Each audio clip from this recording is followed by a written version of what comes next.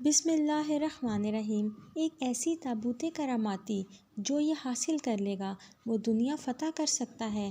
وہ تابوت جس کی تلاش میں آج تک یہودیوں نے ہزاروں مقامات کھود ڈالے۔ اس تابوت میں ایسی کیا چیز رکھی ہے؟ یہ تابوت تاریخ میں کس کے پاس تھی اور اسے قیامت سے قبل کون حاصل کرے گا؟ ہم آج دنیا کی سب سے کراماتی تابوت، تابوت سکینہ کے بارے میں جانیں گے۔ ہر دور میں مسلمان، عیسائی، یہودی ایک دوسرے کے مخالف رہے، مگر ایک جگہ جہاں تینوں مذاہب متفق ہیں وہ تابوت سکینہ ہے۔ یہ ایک معجزاتی اور کراماتی تابوت ہے اور مومنوں کے دلوں کے سکون اور قرار کی غرض سے نازل ہوا تھا۔ حضرت آدم علیہ السلام سے خاتم الانبیاء کی میراث رہی، جس کی وجہ سے اسے عظمت و حرمت حاصل ہے۔ اس صندوق کو تابوت سکینہ اس لیے کہا جاتا ہے کیونکہ اس کی وجہ سے لوگوں کے دلوں میں تسلی، اطمینان اور سکون ہوتا تھا، لہٰذا اس سکون کی وجہ سے اس تابوت کا نام تابوت سکینہ رکھا گیا۔ روایتوں کے مطابق یہ صندوق حضرت آدم علیہ السلام پر نازل ہوا جو شمشاد کی لکڑی سے بنا ہوا تھا۔ اسے آپ جنت سے اس دنیا میں لائے تھے اور وفات تک حضرت آدم علیہ السلام کے پاس ہی رہا، اور جب حضرت آدم علیہ السلام کی وفات کا وقت آیا تو آپ نے اسے اپنے جانشین بیٹے حضرت شیش علیہ السلام کو دے دی۔ یہ تابوت بنی شیش میں منتقل ہوتا رہا یہاں تک کہ یہ یعقوب علیہ السلام تک پہنچا۔ پھر یہ تابوت بنی اسرائیل کی ملکیت ہو گئی اور حضرت موسیٰ علیہ السلام کے پاس آ گئی۔ حضرت موسیٰ علیہ السلام نے برسوں صحرائے سینا میں اپنی قوم کے لیے ایک عبادت کا خیمہ بنایا۔ اس خیمے میں ایک چھوٹی سی جگہ بنائی جہاں اس تابوت سکینہ کو رکھ دیا گیا۔ بعد میں حضرت داؤد علیہ السلام اور حضرت سلیمان علیہ السلام نے عظیم و شان عبادت گاہ کی تعمیر کروائی جہاں تابوت سکینہ رکھنے کے لیے ایک عمارت بنوائی گئی جسے ہیکل کا نام دیا گیا۔ یہ عمارت جنات کی مدد سے بنائی گئی تھی جس میں قیمتی پتھر، یاقوت، زمرد اور سونے چاندی کی تختیوں کی دیواریں تھیں۔ اس ہیکل میں روشنی اور چمک اس طرح سے تھی کہ رات کے وقت بھی روشنی کی ضرورت نہ پڑتی۔ جس خاص کمرے میں اس تابوت کو رکھا جاتا تھا اس کا نام القدوس تھا۔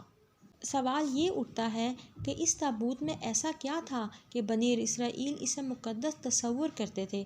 دراصل اس تابوت میں پیغمبروں کے تبرکات تھے جن میں لوح قرآنی، تورات کی تختیوں کے ٹکڑے، من و سلویٰ، حضرت یوسف علیہ السلام کا کرتا، حضرت ہارون علیہ السلام کی قبا اور موسیٰ علیہ السلام کا عمامہ، سلیمان علیہ السلام کی انگوٹھی تھی۔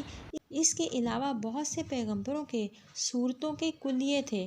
یہ صندوق بنی اسرائیل کے لیے بہت مقدس اور بابرکت تھا۔ بنی اسرائیل جب کفار سے جنگ کرتے تھے تو دشمنوں کے بڑے لشکر دیکھ کر ڈر جاتے تھے اور ان کے دلوں کی دھڑکنیں تیز ہو جاتی تھیں تو وہ اس صندوق کو اپنے آگے رکھ لیتے تھے۔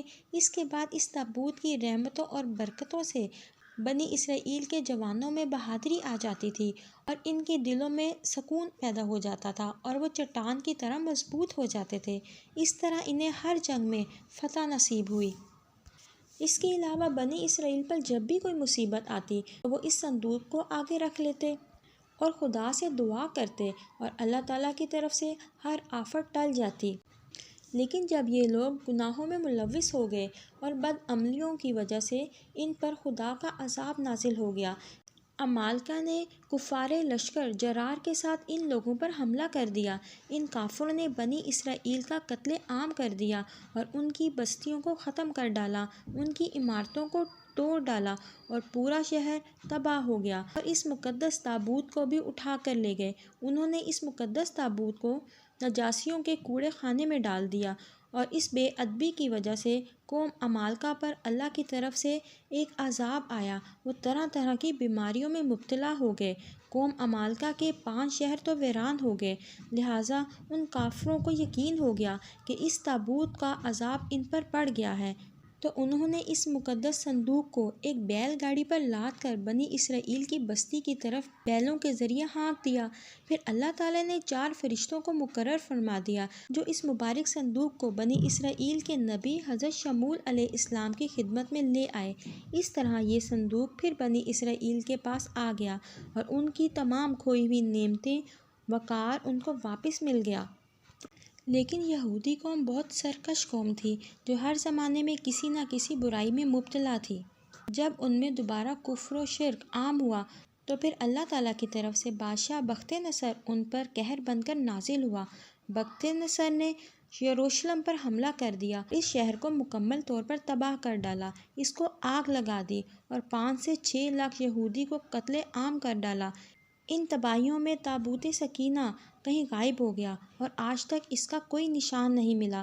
بعض لوگ کہتے ہیں کہ بخت نصر کے حملے کے بعد اس تابوت کو افریقہ پہنچا دیا گیا اور وہاں ایتھوپیا کے چرچ میں رکھا گیا جہاں وہ آج بھی موجود ہے۔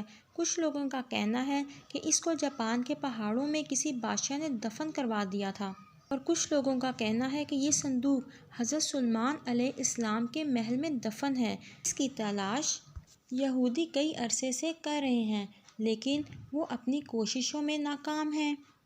یہ بات درست ہے کہ اللہ رب العزت کو ہی معلوم ہے کہ یہ تابوت سکینہ کہاں پر ہے، اور جس دن تابوت سکینہ دنیا پر ظاہر ہوگا اس دن شاید قوموں کی تاریخ بدل جائے گی، اور جس قوم کے ساتھ یہ تابوت آئے گا وہ تمام اقوام پر غالب ہو جائے گا۔